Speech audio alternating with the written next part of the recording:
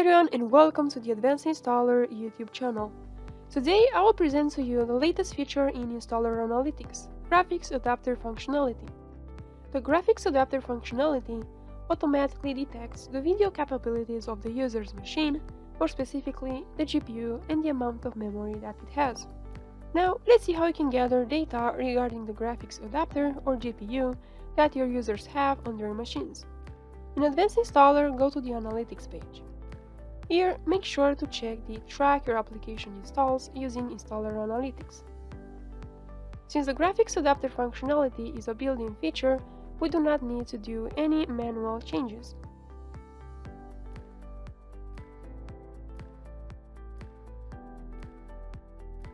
Now, let's open the report in Installer Analytics by clicking View Reports.